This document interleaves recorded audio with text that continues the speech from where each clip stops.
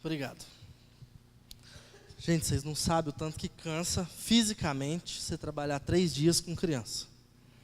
Você chega em casa, na sexta-feira, a gente chegou em casa 6 e qualquer coisa, os 4 para a cama, aí acordamos tipo umas 9 da noite, aí recebeu uma ligação para a gente sair e tal, mas você fica cansado num nível que é muito bom. É tão bom você estar cansado desse jeito, quando você ficou cansado porque você estava investindo na vida de crianças, vocês não fazem ideia. Porque você cansa fisicamente, mas você se revigora espiritualmente. Por isso que mais uma vez eu reforço. Passa lá atrás, troca uma ideia com aquele menino de gente boa, o Michael. Considera dedicar seu tempo para vir trabalhar na OANSE, para vir aprender junto. A gente acaba aprendendo com as crianças, você aprende muito quando você está ensinando. Quando a gente separou, a gente se deu conta com esse tema, Minha Vida para Cristo, esse tema já veio pronto da OANSE, a gente pegou um pacote para trabalhar com as crianças, que foi excelente. E a gente estava trocando ideia, até na terça-feira com a diretoria, em relação ao tema que seria ensinado aqui para a igreja hoje, Minha Vida para Cristo. Você pode repetir isso? Minha Vida para Cristo? E você tem a certeza disso que você está repetindo? Amém? Com certeza ou com dúvida? Então, uma das coisas que eu quero compartilhar, quando eu estava no seminário, principalmente no primeiro ano, a gente chegou lá, e tinha uma matéria que eu pensei assim, para quê? A matéria era português. E eu ia contrariado para essa aula. Para que eu vou aprender português aqui? Eu vim para estudar teologia, eu quero saber de Deus, eu quero saber falar direito, não, eu já falo errado mesmo. Mas foi muito interessante, porque depois eu fui descobrir que era uma matéria que preparava para outras coisas, que no segundo ano eu ia enfrentar o tal do grego. Agora, se você vai aprender grego e não sabe português, ixi, aí está enrolado mais ainda. Então, cheguei lá no grego, no segundo ano, depois que tinha passado pelo português, aprendi de tudo de novo, voltado. O que é verbo, o que é substantivo, o que é isso, como que ele funciona dentro de uma frase. E uma das coisas era preposição. E tinha uma danada de uma tabelinha de preposição que você tinha que decorar isso aí tudo. Algumas preposições, de onde que elas vêm, para onde que elas vão, tudo isso aí preposição em grego. Mas só estou mostrando, não vou falar nada disso aí não, preocupa não. Já esqueci metade delas, aí quando a gente volta, agora a gente sabe pesquisar, né? Mas tudo bem. Mas então, vamos lá, preposição. Qual é a função de uma preposição? Quem me ajuda, está estudando aí para o vestibular? Ninguém? Uma vem antes de uma palavra, vem antes para talvez ligar. Botei uma definição lá. Ela tem o papel numa frase de ligar 2 elementos, de fazer 2 elementos se relacionarem, de fazer eles ter uma importância um com o outro. Então, minha vida e Cristo é ligado pelo para. Minha vida para Cristo. Vamos combinar? Toda vez que eu falar minha vida, vocês me ajudam com para? Para Cristo? Então vamos lá, minha vida. Bacana. Então, a gente separou 4 implicações do uso dessa preposição para dentro dessa expressão. Minha vida. Beleza. E eu quero compartilhar um pouco dessas implicações. A primeira implicação que eu separei é o Minha Vida para Cristo. Ele traz uma ideia de direção. Como assim? No sentido de para onde que eu vou, para onde que eu devo ir. Eu acho que a igreja aqui, ela está... Eu puxei no bússola do celular, mas vai confiar numa bússola do celular, né? Então parece que é norte para lá, sul, leste, oeste, é isso? Norte para lá? Tá vendo? Não pode confiar na bússola do celular.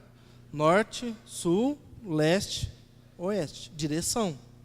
Onde está a direção da nossa igreja, a entrada da Humaitá? Oeste. Primeira implicação, subimplicação talvez dentro de direção, é que ela deve indicar para a gente onde nós devemos estar. Então, quando eu digo minha vida, você está com a sua vida para Cristo? Você está caminhando com a sua vida em direção a Cristo? Você tem voltado a sua vida para a direção a Cristo? Você tem voltado o seu coração em direção ao Senhor? A gente vai captar alguns textos durante esse estudo de hoje.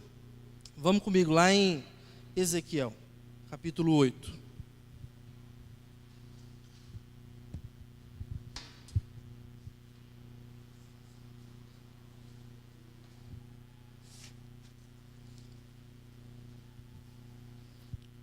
Ezequiel no capítulo 8, lá no finalzinho, do 16 ao 18. Deus chamou Ezequiel, estava dando algumas visões para ele, mostrando algumas coisas que estavam acontecendo com o seu povo em Israel. Pode ir lá, o capítulo 8 de Ezequiel. Ezequiel é meio difícil de achar. Jeremias, Ezequiel, Daniel. Lamentações, Ezequiel, Daniel.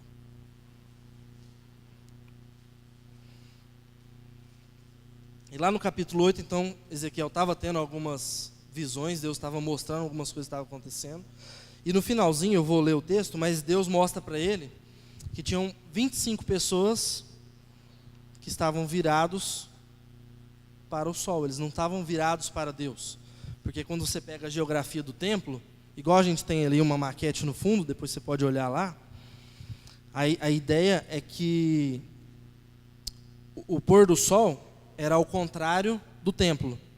Então o texto, quando fala assim que eles estavam virados para o pôr do sol, traz a ideia para a gente que essas 25 pessoas estavam viradas as costas para Deus, talvez. Vamos ler, do 16 até o 18. Ezequiel, capítulo 8, vamos lá. Ele, então, me levou para dentro do pátio interno da casa do Senhor, e ali, à entrada do templo, entre o pórtico e o altar, havia uns 25 homens, com as costas para o templo do Senhor e os rostos voltados para o oriente. Estavam se prostrando na direção do sol. Ele me disse: você viu isso, filho do homem? Será que essas práticas repugnantes são corriqueiras para a nação de Judá? Deverão também encher a terra de violência e continuamente me provocar a ira? Veja, eles estão pondo o ramo perto do nariz. Por isso, com ira eu os tratarei, não olharei com piedade para eles, nem os pouparei. Mesmo que gritem aos meus ouvidos, não os ouvirei. Olha que interessante a gente parar para pensar, e você deve avaliar isso. Será que eu estou levando a minha vida de uma forma que eu estou vivendo para Cristo, eu estou vivendo para Deus? A gente viu aqui na Bíblia que tinha 25 camaradas que deram as costas para Deus, que viraram para o sol. Deus falou: é assim que vocês querem? Vou tratar com ira. Vocês estão escolhendo me dar as costas. Uma outra ideia que traz a questão da direção é questão de controle, governo, você ser dirigido pela palavra de Deus. O que me leva para Gálatas, capítulo 2. Se você quiser caminhar na Bíblia comigo, vamos para lá. Pula lá para quase o final.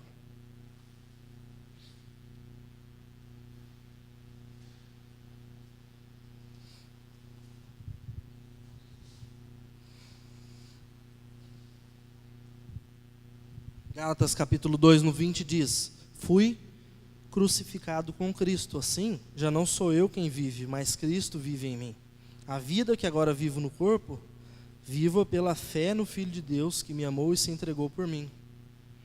Entende a direção? Minha vida para Cristo tem que me dar uma ideia de que Cristo controla a minha vida. Eu não vivo mais para minha escolha, para minha vontade. Cristo vive em mim agora. Essa tem que ser a minha vida para Cristo no sentido de direção. Tem que ser no sentido de que eu tenho que fazer a minha parte, eu tenho que buscar levar a minha vida voltando a face para Deus, e ao mesmo tempo Deus tem um controle na minha vida. Ele vive, Cristo vive em mim. Eu tenho falado muito com os jovens, desde o ano passado, quando eu tenho ensinado para eles, que a gente tem que ter uma vida como se fosse uma espiral. Eu estava falando aspiral, eu acho que eu estava errado. É espiral ascendente, que é esse desenho aí. Porque a gente tem que estar sempre subindo, caminhando em direção a Cristo. Então quer dizer que hoje você está subindo, hoje você está aqui. Daí, sei lá, a vida te pegou, os problemas, dificuldades, você talvez está enfrentando um pecado, você cai. Mas aí você continua lutando, você continua buscando em direção a Cristo. Então você continua subindo. Aí você cai de novo, porque essa é a vida, cheia de altos e baixos. Você não vai se entregar, você continua caminhando em direção a Cristo. Então você vai viver subindo, descendo. Só que a questão é que depois de um tempo, quando você está embaixo aqui, você está muito mais alto do que quando você começou. Você começou aqui, fazendo esse movimento. Entendeu? Estou em cima, estou embaixo, estou em cima, estou embaixo, nas minhas lutas diárias. Mas quando você está embaixo, lá na frente, você está muito mais alto do que começou. Você está muito mais perto, muito mais em direção de ser parecido com Cristo. Essa tem que ser a nossa vida. A gente tem que buscar viver em direção a Cristo. A gente tem que buscar viver minha vida para... Eu errei. A minha vida... Vocês completam o para. Eu furei. Vamos lá. Uma segunda implicação que eu trouxe. A primeira, direção. A segunda, destinatário. Fernando, traz aquele papel aí para mim, por favor.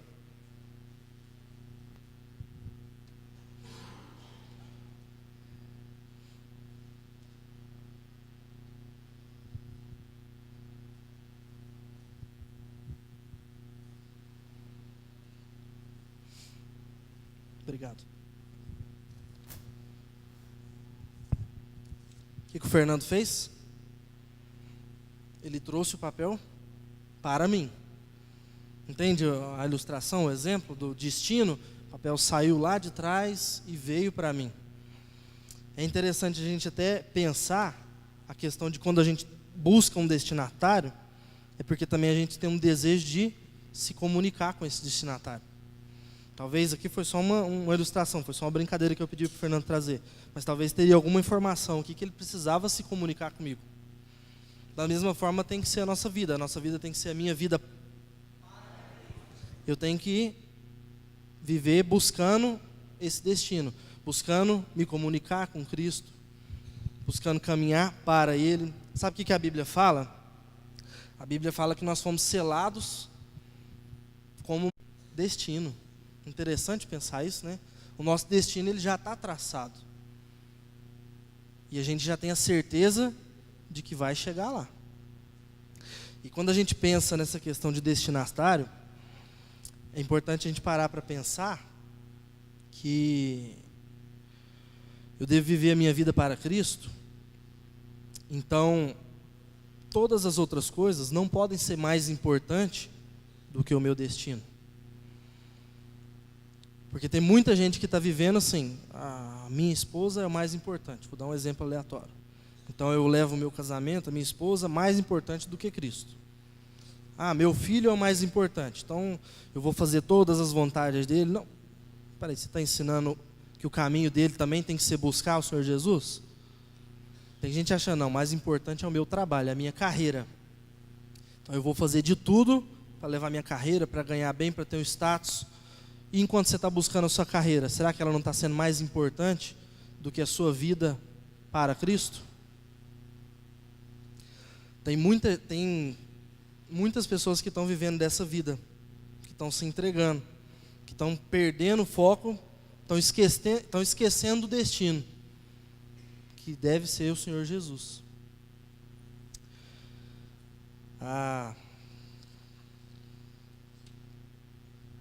Uma terceira implicação que eu trouxe.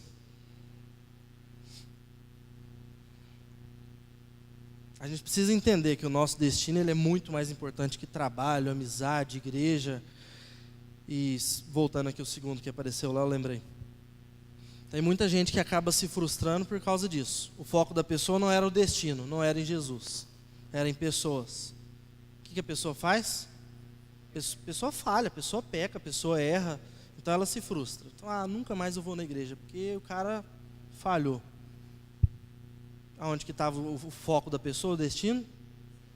Não estava em pessoas, não estava no Senhor Jesus. A própria igreja, mas eu não concordo com aquele pastor, está colocando Samuel lá agora, então eu não vou mais. Espera aí, seu foco é ele ou é o Jesus? Estou dando um exemplo, né? Vamos lá. Terceira implicação. A minha vida, o para Cristo, ele pode me designar uma perspectiva. Ele precisa me ensinar como que eu olho para esse Cristo. Um exemplo, estudar para Ele é o mais importante. Entende o conceito que é o importante, dentro do exemplo ali da ilustração? Eu preciso ter essa perspectiva do que a minha vida para Cristo é o mais importante. Que a minha vida para Cristo, isso tem que me fazer viver uma vida com uma perspectiva futura, com uma perspectiva eterna, sabendo que as coisas elas não vão terminar aqui. tem nada mais importante na vida que não seja o Senhor Jesus. Ele tem que ser aquilo para quem eu vou vibrar, aquilo para quem eu vou, mais do que o time de futebol, mais do que meu trabalho, mais do que qualquer coisa. Eu tenho que ter isso na minha mente. Eu tenho que viver o agora, sabendo que, independente de sucesso, independente de falha, de fracasso, de coisas boas, coisas ruins, mas o Senhor Jesus, Ele tem o controle de tudo. Ele já tem o meu destino garantido. Ele já sabe para onde eu vou e eu estou guardado com Ele. E Ele diz que os que Ele tem na mão, Ele não perde. Quando eu vivo uma vida assim, com uma perspectiva do eterno, nada vai me abalar aqui agora. Consegue entender a importância da perspectiva? Então a nossa vida ela deve ser avaliada à luz da eternidade. Uma das coisas que eu aprendi no seminário, já falei isso várias vezes aqui, tem um grupo de pessoas que fala assim, carpe diem, vamos viver o agora e aproveitar porque isso passa. Talvez eu aprendi isso no seminário, a gente deve viver carpe in eternum. Eu tenho que viver o agora, mas é pensando na eternidade, pensando no futuro. Então por causa disso eu vou viver da maneira que o Senhor Jesus quer que eu viva. Vou viver não a minha vontade, mas Ele na minha vida. E quando a gente pensa nisso, meu pai sempre fala, semana após semana, no domingo é muito fácil aqui, não é? Quando tem janta ali, dura na segunda-feira, na hora que tem que acordar cedo, e pegar um trânsito, e um te fecha, e é brabo. Viveu agora com uma esperança do futuro, uma esperança de encontrar com o nosso Senhor Jesus. Eu preciso ter essa perspectiva. A minha vida, ela precisa me designar essa perspectiva. Uma quarta implicação, propósito. A gente precisa saber o propósito. Eu vejo muita gente até falar assim, Deus tem um propósito para a minha vida. Tem mesmo, e a gente precisa estar ciente disso. Não posso ficar levando nas coxas. Outro exemplo que eu trouxe, eu vou desligar a televisão é só um exemplo, estou dizendo que você precisa de ter um propósito, você precisa de ter um foco. A grande questão é que tem muita gente que está deixando as coisas de Deus, está deixando o Senhor Jesus tudo de lado. O grande propósito de muitas pessoas é ter um sucesso. Então eu vou fazer uma baita de uma faculdade, vou estudar fora, vou aprender todas as línguas, vou ganhar muito dinheiro, vou ser rico. E eu pergunto, para quê? Porque se você não tem um propósito, se você não tem uma perspectiva do futuro, para que você vai ficar rico e trabalhar e morrer de trabalhar aqui?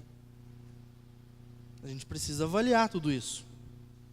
Abra sua Bíblia lá em Mateus capítulo 13.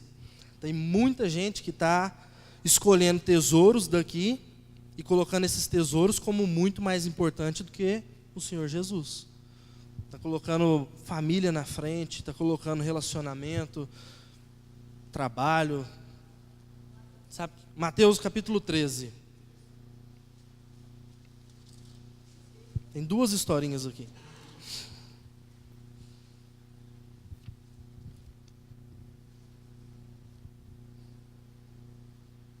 (13, 44 e 45) a gente vai ler.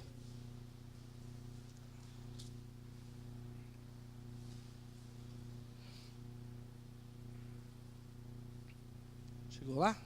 Capítulo 13 de Mateus 44, vamos ler?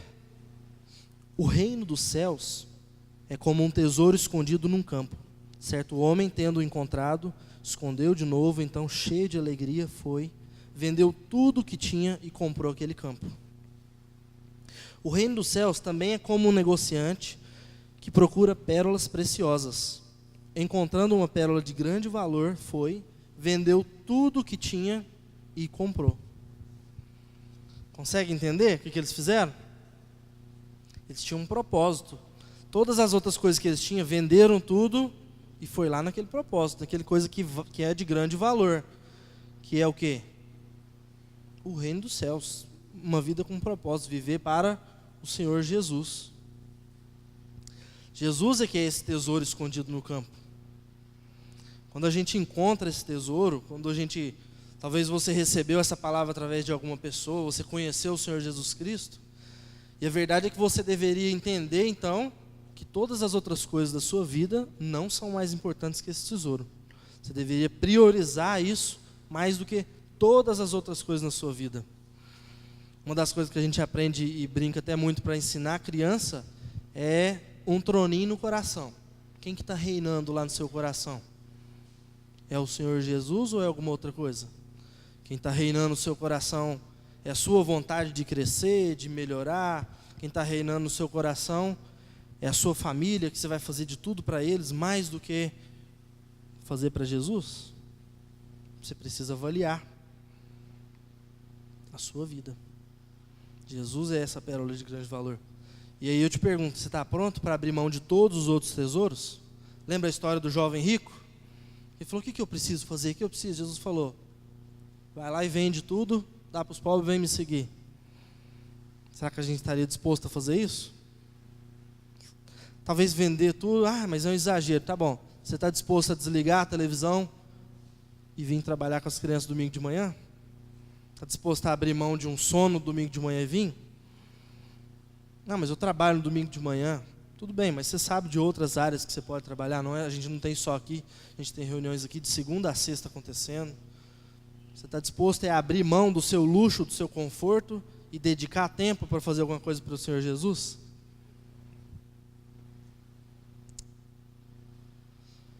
Vai para mais um texto, vamos lá para Filipenses, capítulo 1.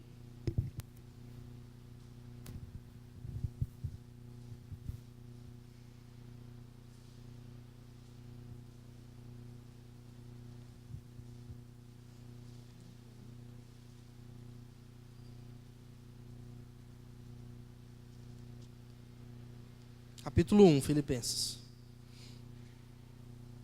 Vamos recapitular aqui antes. Segura aí, Filipenses, gente.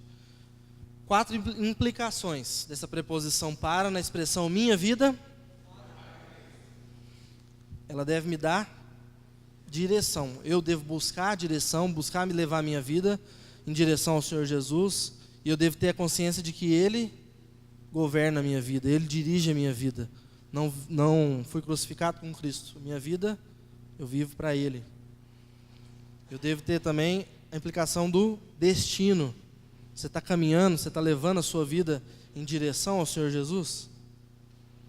Você está tendo essa perspectiva, esse entendimento que isso é mais importante que todas as outras coisas? E sabendo desse propósito, o que você tem feito? Onde você está disposto a fazer alguma coisa pelo Senhor Jesus? Filipenses 1, 21. Porque para mim o viver é e o morrer. É fácil falar isso daí, não é? Quando eu não estou correndo risco de vida. Quando eu estou tranquilão, amanhã eu vou trabalhar, volto, descanso. É fácil falar isso aí, é ou não é? Hoje aqui, domingo à noite. Viver é Cristo, morrer é... que beleza, morrer hoje é tranquilo. Sabe o que eu gosto muito do cara que escreveu isso aí? Quando ele escreveu isso aí, ele não estava no domingo à noite com a igreja, tranquilão. Quando ele escreveu isso aí, ele estava na cadeia, ele estava preso. Algum tempo depois ele ia literalmente morrer. Ele morreu algum tempo depois. Vamos ler lá ainda em Filipenses 14.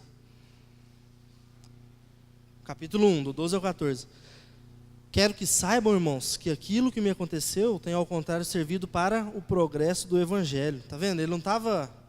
Ele estava falando assim, o viver é Cristo e morrer é lucro, mas ele não estava falando isso da boca para fora. Tinha dificuldade acontecendo com ele. Ele estava correndo risco de vida e mesmo assim não estava preocupado, com medo. Falando, não, se eu estou morrendo, é para o progresso do Evangelho, olha que beleza.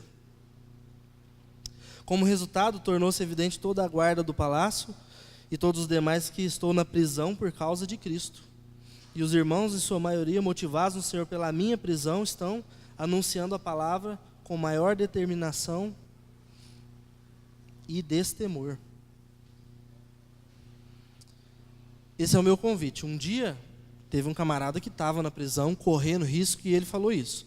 A gente falar hoje assim, morrer é lucro, morrer por causa de Cristo, a verdade é que aqui no Brasil, aqui em Uberlândia, não tem ninguém morrendo por causa de Cristo. O meu convite fica, abra mão, talvez de um pouco de luxo, abra mão, talvez de um pouco de conforto, por causa de Cristo, por causa do progresso do Evangelho. Amém? Então a gente pode falar, a minha vida... Vamos orar?